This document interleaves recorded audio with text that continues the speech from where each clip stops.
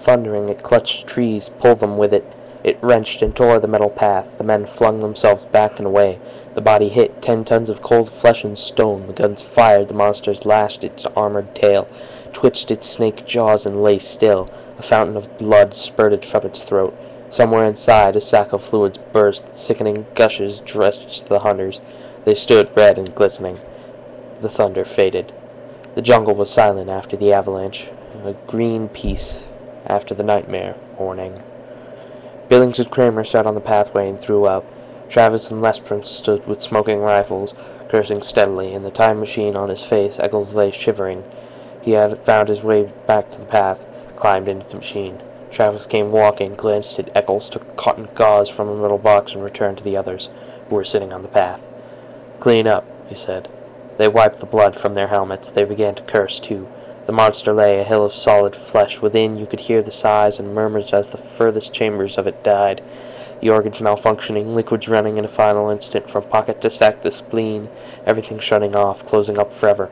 It was like standing by a wrecked locomotive or a steam shovel at quitting time, all valves being released or levered tight, bones cracked, the tonnage of its own flesh off balance, dead weight snapped, the delicate forearms caught underneath, the meat settled, quivering. Another cracking sound. Overhead, a gigantic tree branch broke from its heavy mooring, fell. It crashed upon the dead beast with finality. "There!" Lesperance checked his watch. "Right on time. That's the giant tree that was scheduled to fall and kill this animal originally." He glanced at the two hunters. "You want the trophy picture?" "What?" they said, in unison. "We can't take a trophy back to the future. The body has to stay right here where it would have died originally so the insects, birds, and bacteria can get at it as they were intended to. Everything in balance. The body stays. But we can take a picture of you standing near it." The two men tried to think, but gave up, shaking their heads. They let themselves be led along the metal path. They sank wearily into the machine cushions. They gazed back at the ruined monster, the stagnating mound, where already strange reptilian birds and golden insects were busy at this steaming armor.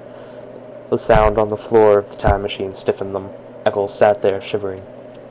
"I'm sorry," he said at last. "Get up!" cried Travis. Eccles then got up. "Go out on that path alone," said Travis. He had his rifle pointed. "You're not coming back in the machine. We're leaving you here." Lesperance seized Travis's arm. "Wait, we can't."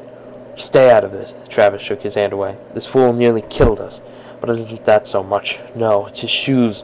Look at them. He ran off the path. That ruins us. We'll forfeit thousands of dollars of insurance. We guarantee that no one leaves the path. He left it. Oh, the fool. I'll have to report to the government. They might revoke our license to travel. Who knows what he's done to time, to history?" "Take it easy. All he did was kick up some dirt." "How do we know?" cried Travis. "We don't know anything. It's all a mystery. Get out of here, Eccles." Eccles then fumbled with his shirt. "I'll pay anything. $100,000. Travis glared at Eccles' checkbook and spat.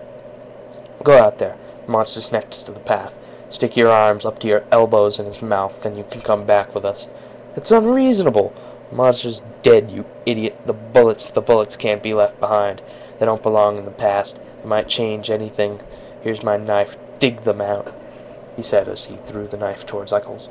The jungle was alive again, full of old tremorings and bird cries. Eccles turned slowly to regard the primeval garbage dump, the hill of nightmares and terrors. After a long time, like a sleepwalker, he shuffled out along the path. He returned, shuddering. 5 minutes later, his arms soaked and red to the elbows. He handed out his hands. Each held a number of small steel bullets. He fell. He lay where he fell, not moving. "You didn't have to make him do that," said Lesperance. "Didn't I? It's too early to tell." Travis nudged the still body. "He'll live. Next time he won't go hunting game like this, okay?" He jerked his thumbs wearily at Lesperance.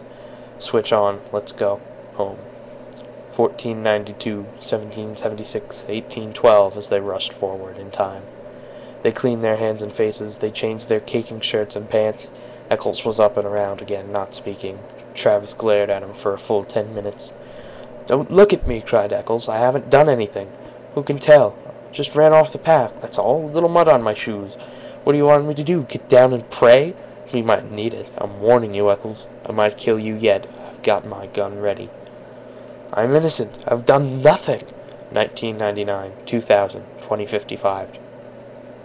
The machine stopped. "Get out," said Travis. The room was there as they had left it, but not the same as they had left it. The same man sat behind the same desk, but the same man did not quite sit behind the same desk. Travis looked around swiftly. "Everything okay here?" he snapped. "Fine. Welcome home." Travis did not relax. He seemed to be looking through the one high window. "Okay, Eccles, get out. Don't ever come back."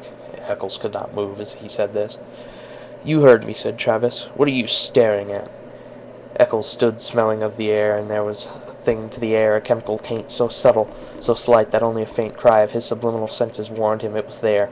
The colors, white, gray, blue, orange, in the wall, in the furniture, in the sky beyond the window, were... And there was a feel. His flesh twitched, his hands twitched. He stood drinking the oddness with the pores of his body. Somewhere, someone must have been screaming out one of those whistles that only a dog can hear. His body screamed silence in return. Beyond this room, beyond this wall, beyond this man, who was not quite the same man seated at this desk, lay an entire world of streets and people. What sort of world it was now, there was no telling. He could feel them moving there, beyond the walls, almost like so many chess pieces blown in a dry wind. But the immediate thing was the sign painted on the office wall, the same sign he had read earlier today on first entering. Somehow, the sign had changed. More misspellings. Worsened grammar. Eccles felt himself fall into a chair. He fumbled crazily at the thick slime on his boots. He held up a clod of dirt, trembling. "No, it can't be. Not a little thing like that. No!" Embedded in the mud, glistening green and gold and black, was a butterfly. Very beautiful, very dead. "Not a little thing like that. Not a butterfly!" cried Eccles. It fell to the floor, an exquisite thing, a small thing that could upset balances and knock down a line of small dominoes, and then big dominoes, and then gigantic dominoes, all down the years across time. Eccles' mind whirled. It couldn't change that. It couldn't change those things. Killing one butterfly couldn't be that important, could it? His face was cold, his mouth trembled, asking, Who won the presidential election yesterday?" The man behind the desk laughed. "You joking? You know very well. Deutscher, of course. Who else?" "Not that fool weakling Keith. We got an Iron Man now, a man with guts." The official stopped. "What's wrong?" Eccles moaned. He dropped to his knees. He scrabbled at the golden butterfly with shaking fingers.